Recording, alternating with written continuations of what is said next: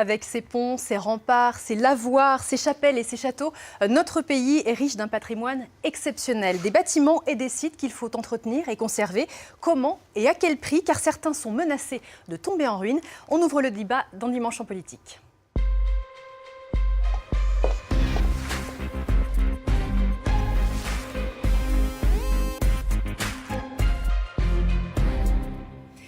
Soyez les bienvenus sur France 3 Rhône-Alpes. Bonjour à tous. On peut le considérer comme un héritage du passé. Le patrimoine, à travers ses monuments, petits et grands, est un bien commun. Ces édifices font partie de l'histoire de nos territoires, des œuvres architecturales qu'il faut protéger. Mais ce n'est pas si simple. Souvent situées en zone rurale, certaines dégradées avec le temps risquent de disparaître. Une mission de sauvegarde du patrimoine en péril a été lancée. À sa tête, l'animateur Stéphane Bern. Plusieurs sites vont bénéficier du soutien financier d'un grand loto du patrimoine en septembre prochain. C'est le cas du pigeonnier de Grézieux-le-Fromental dans la Loire. Regardez. Avec ses 15 mètres de hauteur, ses 8 faces, ses 2 escaliers extérieurs, son architecture est unique en Rhône-Alpes et son existence liée à l'histoire agricole du Forêt. Il servait à l'élevage des pigeons mais aussi à la pisciculture. À l'époque, il était bordé par un étang. Mais aujourd'hui, pour le sauver, la facture avoisine les 90 000 €, une somme que la propriétaire ne peut pas assumer seule. C'est assez culpabilisant, mais c'est vrai que quand j'ai acheté, j'étais plus orientée sur ma maison d'habitation et mes écuries pour développer ma carrière sportive. Donc le pigeonnier est un petit peu passé à la trappe. Et voilà, l'heureuse propriétaire donc, de ce pigeonnier est avec nous aujourd'hui sur ce plateau. Bonjour Anne-Frédérique Royon. Bonjour. Ce pigeonnier il date de plusieurs siècles. Dans quel état il se trouve? En très très mauvais état, je dois dire. Il est vrai que là, ça fait à peu près 2 ans qu'on le voit se dégrader très rapidement, puisque il n'est plus du tout hors d'eau. Donc l'eau s'étant infiltrée par la toiture, les murs ont lézardé. On voit que les murs se sont élargis à la base. Et en fait, au jour d'aujourd'hui, si la charpente continue de céder, c'est tout le pigeonnier qui s'effondre. La charpente, c'est l'urgence pour les travaux à mener? Alors, il y a plusieurs urgences, c'est-à-dire qu'il va falloir cercler le bâtiment, probablement sur 3 niveaux, pour le resserrer, et à ce moment-là, refaire la toiture pour le mettre hors d'eau. Mais c'est très technique. Quand vous avez acheté ce corps de ferme il y a une dizaine d'années, ce n'était vraiment pas du tout pour le pigeonnier au départ, bien sûr. Alors, non, je dois dire, j'ai un petit peu honte de le dire, mais c'est vrai que le pigeonnier, c'était un petit peu le détail que je n'avais pas regardé au moment de l'achat de cette partie de propriété. Puisque moi je suis tombée sous le charme du corps de ferme, que je venais d'avoir un accident qui m'avait laissé tétraplégique pour la petite histoire. Donc il est vrai que je cherchais une maison de plein pied avec du terrain autour pour pouvoir y mettre mes chevaux. Donc voilà, ma priorité ça a été la maison d'habitation et les terrains pour les chevaux. Et il y avait tellement de travaux déjà rien que sur ces 2 parties-là que le pigeonnier malheureusement est un peu... je le regardais pas. Et pour toi, est-ce que vous aviez quand même pris conscience un petit peu de sa valeur historique? En fait, j'en ai pris conscience vraiment au fur et à mesure des années, et puis surtout quand il a commencé à se détériorer. Alors j'ai la chance d'avoir un voisin direct, Monsieur Philippe Venn, qui m'a un petit peu initié justement à l'amour des vieilles pierres et qui m'a vraiment fait prendre conscience que on avait la chance d'avoir quand même un pigeonnier assez extraordinaire, puisque c'est le seul pigeonnier octogonal de la région. Et c'est par l'intermédiaire de votre voisin, alors que vous avez entrepris de le sauver finalement. C'est ça, alors c'est lui qui s'en occupe. Il s'est beaucoup investi aussi. Beaucoup investi oui, dans ce projet, parce que je dois dire qu'on ne savait pas trop comment on allait pouvoir s'en sortir. On avait déjà fait des devis, moi la première, mais on n'était plus dans les clous au niveau du budget. Donc voilà, la première idée c'était de monter éventuellement une association pour voir si on pouvait avoir des dons. Et bon, j'y croyais pas trop. Et puis Euriga, il y a des choses qui sont en train de se mettre en place. Qui sont en train de se mettre en place. Voilà, vous avez notamment, donc avec votre voisin, monté un dossier pour le loto du patrimoine. Tout à fait. Qui aura lieu en septembre prochain. On va avoir l'occasion d'en reparler. Et coup de chance, il a été retenu. Alors j'imagine que ça vous a mis en joie. Vraiment mis en joie. Et j'ai amorcé une phase de déculpabilisation qui était vraiment intéressante, parce que c'est sûr que quand on prend conscience de la valeur de ce que l'on possède et qu'on ne peut pas le sauver, psychologiquement ça devient un peu compliqué à vivre. Donc je suis vraiment très contente qu'il y ait une mobilisation autour de autour de ça, parce que c'est vrai qu'il y a déjà une souscription qui avait été lancée. Il y a déjà près de 50 000 euros qui ont été de promesses de dons. Bon, sur un projet déjà à 90 000 euros, c'est vrai que c'est déjà une partie de la somme. Le loto va permettre d'en avoir une autre.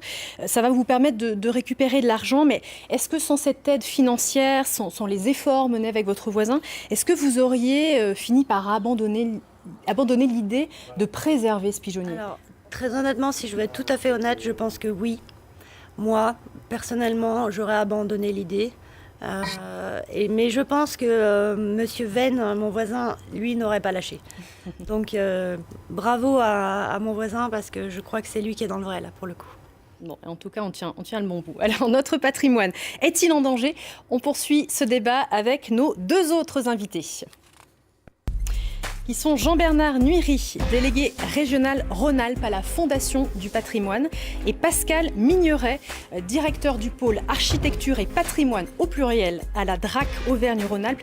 La DRAC, c'est la direction régionale des affaires culturelles. Bonjour à tous les deux, merci d'être là. Jean-Bernard Nuiry, peut-être une réaction au témoignage d'Anne-Frédérique Royon? Alors, je suis très content d'entendre ce témoignage de Madame Royon. C'est effectivement le travail au quotidien de la Fondation du patrimoine, c'est sauver le petit patrimoine rural, le patrimoine de nos campagnes. Vous savez qu'on a un pays qui a 2000 ans d'histoire, et ce patrimoine qui est riche, puisque nous sommes le pays le plus visité au monde, eh bien, notre mission, c'est de l'entretenir et de le sauver, de l'entretenir et de le transmettre. Et donc, ça correspond tout à fait à ce que nous faisons, nos délégués de terrain. La Fondation du patrimoine a été créée pour ça il y a une vingtaine d'années. On va reparler de ses missions et de ses moyens d'action. Pascal Migneret, comment ces bâtiments en sont arrivés dans cet état-là? Est-ce que ça concerne beaucoup de lieux aussi, notamment dans notre région? Ça concerne un certain nombre de lieux qui, par manque d'entretien, par manque de moyens et manque d'usage surtout, aujourd'hui sont dans un état effectivement de dégradation, voire de péril pour certains. On tente de les restaurer, ils n'ont pas pu être entretenus en temps et en heure. C'est souvent lié à des difficultés pour les propriétaires qui ne peuvent pas investir des sommes parfois très conséquentes. Absolument. Et donc, effectivement, ce sont des patrimoines qui sont en péril. Et donc, c'est toute l'initiative de la Fondation du patrimoine et de la mission Berne de permettre de les sauver. Alors ce fameux loto sera organisé en septembre à l'occasion donc des journées du patrimoine, ainsi qu'un jeu à gratter. Alors gain espéré entre 15 et 20 millions d'euros. Sur les 250 sites retenus figurent 23 monuments d'Auvergne-Rhône-Alpes qui vont donc bénéficier d'une partie des gains. Vous les découvrez sur la carte. Ça va du pont d'Évian en Haute-Savoie, au château de Bonrepos dans l'Isère, au corps de ferme de Lavaux-Sainte-Anne dans l'Allier, ou encore donc le fameux pigeonnier de Grézieux. Des sites très très variés. Ce loto est organisé en partenariat avec la Fondation du patrimoine, les services de l'État. Donc, Jean-Bernard Nuiry, combien de projets de la région ont été déposés? Alors, il y a 250 projets en Auvergne-Rhône-Alpes qui ont été déposés. Et donc, il y en a 23 qui ont été sélectionnés dans la première vague de 2018. Voilà. Comment s'est passée la sélection, finalement? Sur quels critères? C'est un travail très, très approfondi et très sérieux. Donc, il y a eu cet appel à projet qui a été lancé. Et je vais dire que les services de l'État, des actions des affaires culturelles, le portefeuille des projets que la Fondation du patrimoine a actuellement en cours, et puis beaucoup de particuliers se sont mobilisés et ont pris contact avec soit la plateforme du ministère de la Culture, puisqu'il y avait une plateforme. Alors, il y avait un questionnaire assez compliqué à remplir, il y avait 12 pages. Donc avec beaucoup de détails à donner sur l'état des monuments. Donc effectivement, ce qui est intéressant, c'est de voir quel état, où est-ce qu'ils en sont, est-ce qu'il y a des formalités administratives, est-ce qu'ils ont déjà démarré un projet de budget. Alors ce travail très sérieux a donné lieu donc à une analyse, des comités de travail avec la direction des affaires culturelles, la Fondation du patrimoine et la Française des Jeux qui est participante là-dedans. Ils sont associés tous les trois pour déterminer. Et donc ils ont été mis en plusieurs catégories, disons on va dire les étoiles avec des notes de 1 à 5. Les étoiles bleues, c'est ceux qui étaient possibles de démarrer rapidement, et les étoiles rouges, pas encore prêts, mais qui demeureront peut-être dans les années suivantes. Alors dans les projets retenus, globalement, on a à peu près 60% des édifices qui sont protégés au titre des monuments historiques, à peu près 40% qui correspondent à du patrimoine non protégé, 4633 monuments historiques en Auvergne-Rhône-Alpes. Certains sont classés, d'autres sont inscrits, certains sont les deux à la fois. Pascal Migneret, qu'est-ce que ça veut dire concrètement? C'est quoi un monument classé et un monument inscrit? Un monument historique, c'est une notion qui a été inventée par Mérimée en 1840. C'est une liste pour laquelle Mérimée demandait des secours, c'est-à-dire des aides. Donc on est complètement dans la thématique d'aujourd'hui, il y a plus de 150 ans. Alors donc cette liste s'est enrichie. La première liste comptait environ 200 monuments. Elle s'est enrichie au fil du temps pour en compter à peu près 43 500 aujourd'hui en France et 4 633 au niveau régional. Alors un monument classé, c'est un monument qui dit un intérêt national, alors qu'un monument inscrit, c'est un monument qui dit l'intérêt régional. Alors, il y a deux procédures administratives un peu différentes, mais voilà, globalement, rapidement, brosser ce que ça veut dire. Anne-Frédérique Royon, est-ce que vous pourriez envisager, vous, une inscription pour que le pigeonnier soit inscrit au monument historique? Et c'est quelque chose auquel vous avez réfléchi? Non, pas vraiment. Et puis, vu ce que je viens d'entendre, je vois pas s'il pouvait y avoir un intérêt au niveau de l'inscription au niveau national. Je pense que notre pigeonnier, il a une valeur un peu plus régionale, mais pourquoi pas? Après, j'imagine que ça doit engendrer aussi peut-être des contraintes. Alors voilà, justement, si jamais le pigeonnier d'Anne-Frédérique était inscrit. Effectivement, aujourd'hui, il n'est pas protégé au titre des monuments historiques. Et s'il l'était, par exemple sur la base d'une inscription, comme le dit Madame, ce serait que les services de la Direction générale des affaires culturelles aient un regard sur les travaux qui sont entrepris sur ce monument et en contrepoint des aides financières aussi de la DRAC, mais également d'autres partenaires que sont le département et la région. Alors les aides, par exemple, ça monte à combien? Les aides, ça dépend justement du niveau de protection, si c'est classé ou inscrit, mais si c'est de la part de l'État, généralement sur un classé, la DRAC avance 40% du montant des travaux et de l'ordre de 25% sur un monument inscrit, auquel se rajoutent les aides des départements et de la région. Donc ça peut faire rapidement une somme importante, mais néanmoins, malgré ces aides, où des fois il arrive qu'on dépasse 80% d'aides, il y a des propriétaires, qu'ils soient publics ou privés, qui n'ont pas les moyens néanmoins de mettre la part restante, tout l'intérêt de cette opération. Je reviens au loto du patrimoine, il y a un autre projet dans la région qui est retenu, c'est l'aqueduc du Gier à Chaponneau. C'est dans l'ouest lyonnais. Alors il y a déjà eu une campagne de mécénat, de souscription publique. Il reste 41 arches sur 72 à préserver. C'est un très gros site. Il y a besoin encore d'1 500 000 €. Jean-Bernard Nuris, c'est un projet que vous suivez de près, ça aussi, à la Fondation du patrimoine. Nous travaillons depuis plusieurs années avec la commune de Chaponneau et également avec la commune de Sainte-Foy-les-Lyons. Nous avons la chance d'avoir le plus grand aqueduc romain encore à l'état visible dans la région lyonnaise. Je précise aussi que c'est le bâtiment le plus ancien, puisqu'il date du 1er siècle de notre ère, qui a été retenu par la mission Berne. Donc vous avez des monuments plus anciens jusque des édifices du XXe siècle. C'est remarquable la mobilisation de ces villages pour leur patrimoine. Ils font énormément de réunions publiques, de démonstrations expliquant le savoir-faire des Romains qui était quand même très en avance. Ils faisaient fondre le calcaire pour faire leur chaux. Enfin bon, c'est extrêmement passionnant.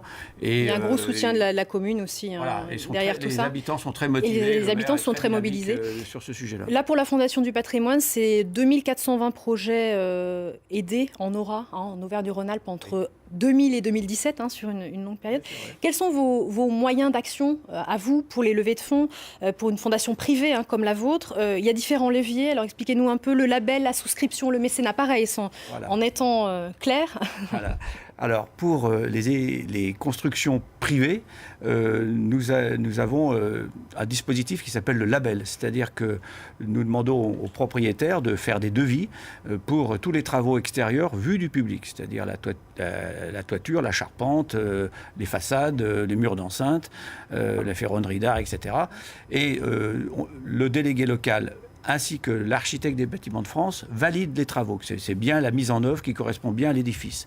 Et donc, avec ce dispositif, le propriétaire peut défiscaliser de ses revenus 50% du montant de ses travaux. Et puis, sur certaines conditions, s'il obtient des subventions complémentaires, parce que si le bien le vaut la peine, il peut déduire jusqu'à 100%, ce qui arrive quelquefois. La souscription, c'est pour les bâtiments publics, c'est-à-dire donc les églises, les lavoirs, les fours à pain. C'est une mobilisation populaire, c'est-à-dire qu'on fait appel à du mécénat local. On demande aux gens de se mobiliser pour aider à restaurer leurs biens. Ils font des dons défiscalisables, impôt sur le revenu ou ISF. Et nous, on abonde avec soit des fonds publics qui nous viennent par les successions vacantes, soit par du mécénat d'entreprises, de grandes entreprises ou de clubs de mécènes, et également des conventions que nous avons avec chacun des départements et une convention importante que nous avons avec la région Auvergne-Rhône-Alpes. Donc, vous voyez, finalement, il y a pas mal de tiroirs qui permettent de trouver des solutions pour apporter, pour trouver des fonds. Mais ce que je précise bien, ce qui est important, c'est le lien social qui se crée dans les villages autour de cet édifice. Très souvent, c'est des églises, même si la pratique religieuse est moins abondante aujourd'hui, mais on ne touche pas à l'église, c'est la maison de Dieu, c'est quelque chose dont on est fier, c'est le principal monument d'un village et on tient vraiment à le conserver. Alors c'est vrai qu'il y a une forte mobilisation des collectivités, des associations. Alors exemple avec la présidente de l'association de sauvegarde de la tour de la jalousie à Saint-Martin-la-Plaine dans la Loire, qui se bat pour restaurer cette tour emblématique du passé industriel de la vallée du Gier. Alors ça c'est un projet qui n'a pas été retenu pour le loto du patrimoine. Pascal Migneret, est-ce que ce n'est pas à l'État de prendre en charge la restauration d'un édifice comme celui-ci, puis comme tant d'autres finalement? L'État prend déjà beaucoup en charge nous, rien qu'en 2017, on a pris en charge 240 opérations sur des monuments protégés au titre des monuments historiques, ce qui relève de ce qui s'appelle dans le jargon administratif le PRNP, le patrimoine rural non protégé, a été décentralisé au département en 2004 et donc c'est une compétence qui leur échoit aujourd'hui. L'État ne peut pas tout faire et effectivement, comme le disait M. Nuiri, je pense que c'est la ferveur publique qui permet justement de prendre en compte ce patrimoine par le biais de mobilisation, de souscription ou autre. Enfin, voilà. Et on ne peut pas... En termes de budget de fonctionnement, bon alors 98,5 millions pour la DRAC en 2017. L'enveloppe est un peu plus de 24 millions pour le patrimoine. C'est suffisant? Est-ce qu'il y a une chance que les budgets augmentent? Les budgets, ce sont des budgets qui ne baissent pas, mais qui augmentent. Notre budget de 2018 est en augmentation de 2,5 millions, 27 millions et demi cette année. Donc, vous voyez, c'est un budget qui ne baisse pas, dans la mesure où il y a un élément important. À la fois, ça a été dit tout à l'heure, c'est l'attractivité de nos territoires pour les touristes, mais aussi pour le cadre de vie des habitants qui viennent habiter dans une région. Et c'est aussi directement des emplois, puisque par rapport à la restauration d'un monument, c'est là où on a le plus d'heures de main-d'œuvre pour pouvoir... On va justement en parler, parce que c'est vrai qu'on est en train de dire que le patrimoine, ça coûte quand même beaucoup d'argent pour l'entretien, mais ça en rapporte quand même aussi un petit peu. Alors voilà, regardez cette vidéo. Le patrimoine, c'est pas le patrimoine de l'État, c'est notre patrimoine. Il nous appartient à tous. C'est de la convivialité dans les villages. C'est aussi le développement touristique, économique donc, de tous nos territoires. C'est aussi un joyau essentiel que nous devons transmettre aux générations suivantes. Mais aussi, c'est ce qui permet, par les travaux de restauration et de rénovation, de protéger ce conservatoire des métiers d'art. Voilà, le tourisme, l'emploi dans nos territoires, c'est un aspect important. Alors, toiture, maçonnerie, qui sont ces artisans d'art, alors ces métiers concernés, Jean-Bernard Nuiri? Ces métiers, bien, c'est souvent... Il faut savoir que dans les villages, souvent, le maçon ou le paysan, il prenait les matériaux qu'il avait sur place. C'est-à-dire, s'il y avait de la pierre, il construisait en pierre. S'il y avait de l'ardoise, il construisait en ardoise. S'il n'y avait pas ni l'un ni l'autre, il faisait du pisé. Donc, en fait, c'est souvent des traditions. Et ces métiers du bâtiment sont souvent traditionnels. Et ce que nous aimons bien, c'est que quand les artisans sont choisis pour refaire ces bâtiments, pour les restaurer, c'est qu'on retrouve ces méthodes traditionnelles. On retrouve ces enduits à la chaux, on retrouve les bonnes tuiles canal, qu'on fasse des fenêtres avec des modèles à l'ancienne, même si maintenant on met des doubles vitrages. C'est important de conserver cet esprit et on est là pour ça, on veille vraiment pour cela. Anne-Frédérique Royon, vous avez dû faire appel aussi déjà à des artisans aussi, commencer à les contacter pour le pigeonnier. Oui, bien sûr. Alors, on les avait déjà contactés pour nos maisons d'habitation. Donc, c'est voilà, toujours pareil. Monsieur Venn, mon voisin, a son propre architecte qui s'occupe des monuments de France. Donc, évidemment que pour la restauration du pigeonnier, même avant de savoir qu'on allait pouvoir être aidé, il n'était absolument pas question de faire une restauration de briquet de broc. Et voilà, il fallait quand même avoir des gens qualifiés, compétents, qui connaissent. L'idée, c'est de reprendre la toiture à l'identique, de remettre exactement les mêmes tuiles. Enfin, il y a tout un Là, travail. c'est pareil, un cahier des charges aussi auquel il faut respecter.